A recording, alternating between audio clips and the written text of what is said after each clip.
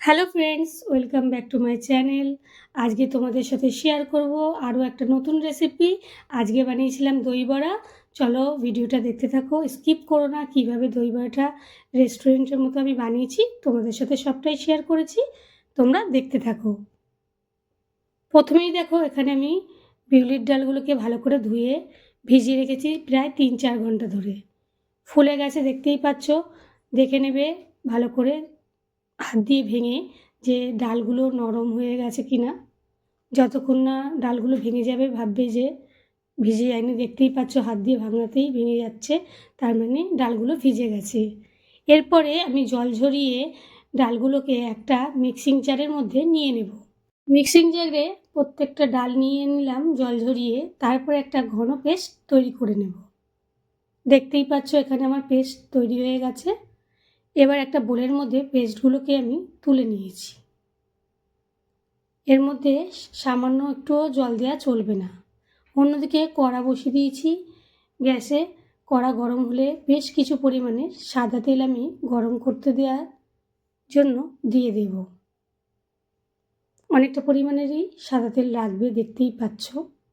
এরপরে যে পেস্টটা আমি তৈরি করেছি তার মধ্যে সামান্য পরিমাণে নুন আর একটু মৌরি দিয়ে দেব।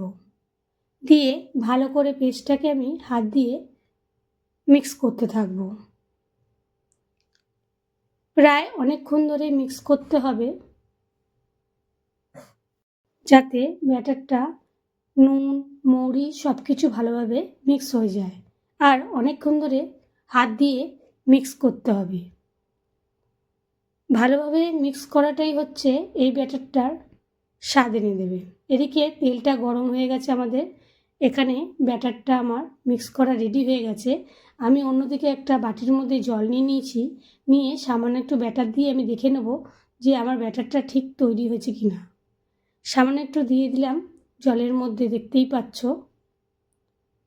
তোমরা বুঝতে পারবে যখনই ভেসে উঠবে, তুমি ভাববে যে তোমার ব্যাটারটা তৈরি হয়ে গেছে। দেখতেই পাচ্ছ আর একটুখানি সময় লাগবে। আমি আবার হাত দিয়ে মিক্সিং করতে থাকলাম। বেশ অনেকক্ষণ ধরে হাত দিয়ে মিক্স করে নেব। এরকমভাবে অনেকক্ষণ করার পরে ব্যাটারটা আমার রেডি হয়ে গেছে। এবার হাতটা ধুয়ে নিয়ে আমি ভিজে হাত দিয়েই একটা চান্তার মধ্যে বা খুন্তির সাহায্যে তার মধ্যে কিছুটা ব্যাটার নিয়ে ভালো করে হাত দিয়ে আমি দই বড়ার শেপ দিয়ে নেব। দেখতেই পাচ্ছ আমি কীভাবে শেপ দিচ্ছি। তোমরা চাইলে অন্য রকমভাবেও করতে পারো, আবার প্লেনভাবেও করতে পারো, কিন্তু স্বাদটা একই চলে আসবে। এরকম করে হাত দিয়ে আমি গোল করে নেওয়ার পরে হাত দিয়ে মাঝখানটা ফাঁকা করে দিয়েছি। এরপরে আমার যে সাদা তেলটা গরম করতে দিয়েছিলাম সেই তেলের মধ্যে আমি দিয়ে দেব।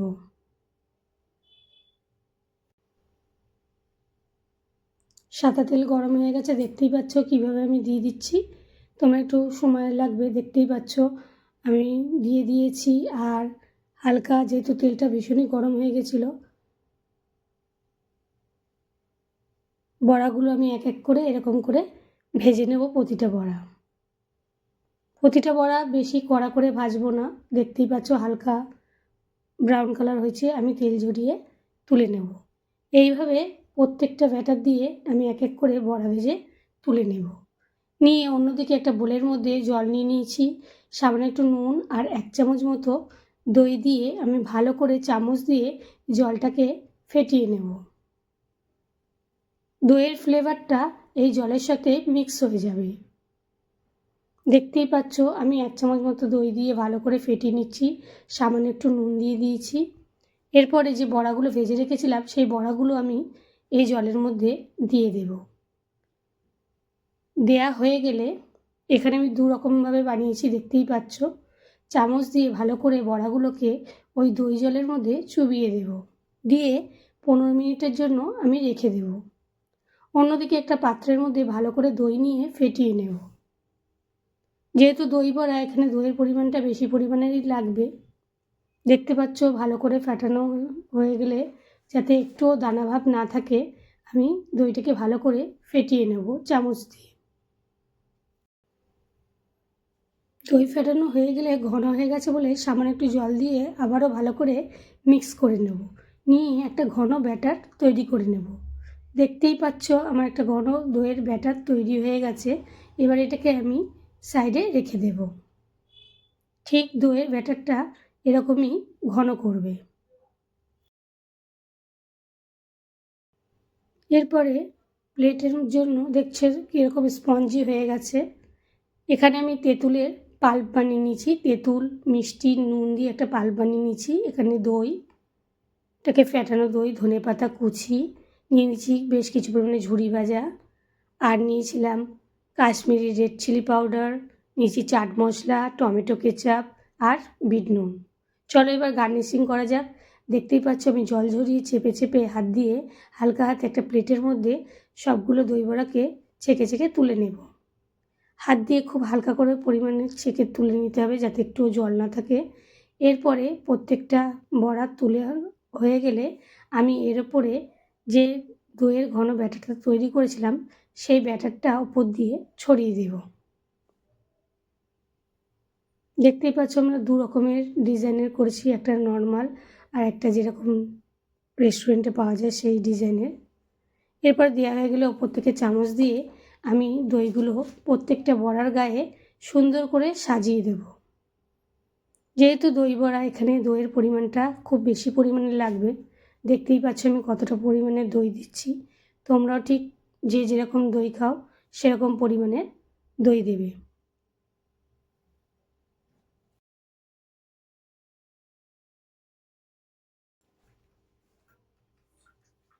দইগুলো খুব বেশি পরিমাণে দেওয়া হয়ে গেছে আমার। এবার আমি এর মধ্যে গার্নিশিং করার জন্য দিয়ে দেব স্বাদ অনুযায়ী বিট নুন।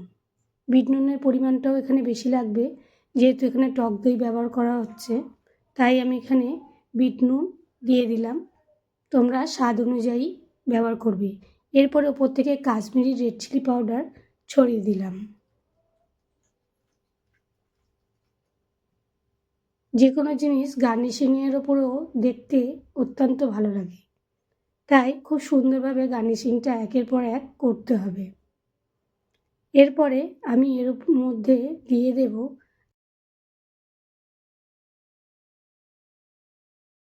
চাট মশলা। ওপর থেকে বেশ কিছু পরিমাণে চাট মশলা দিয়ে দেব।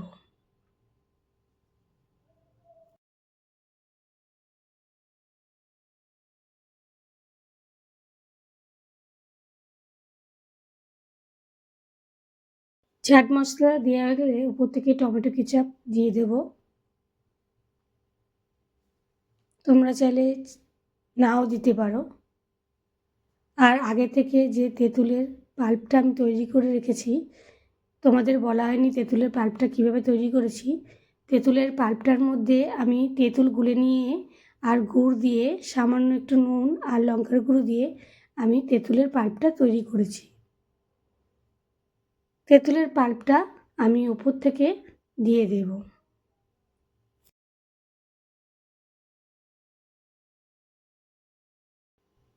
দেখতেই পাচ্ছ তেঁতুলের পাল্পটা উপর থেকে আমি ছড়িয়ে দিচ্ছি।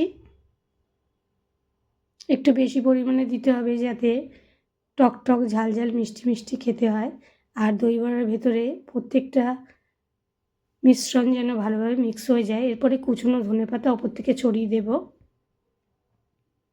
কুচনো ধনেপাতা দেয়া হয়ে গেলে আমি ওপর থেকে দিয়ে দেব ঝুরি ভাজা। বেশ কিছুটা পরিমাণে ঝুরি ভাজা আমি দিয়ে দেব। দিলেই আমার রেডি হয়ে যাবে সুস্বাদু রেস্টুরেন্ট স্টাইলের দই বড়া। তোমরা চাইলে এটাকে কিছুক্ষণের জন্য ফ্রিজে রেখেও খেতে পারো, ঠান্ডা ঠান্ডা পরিবেশন করতে পারো, আবার তোমরা নর্মালভাবেও খেতে পারো। দুইভাবে খেয়ে দেখবে, অবশ্যই ভালো লাগবে।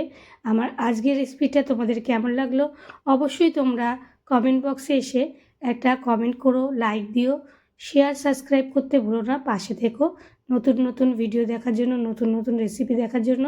অবশ্যই তোমরা সুস্থ থাকবে, ভালো থাকবে, আমার পাশে থাকবে। আজকের মতো রেসিপিটা এখানেই শেষ করলাম। টাটা।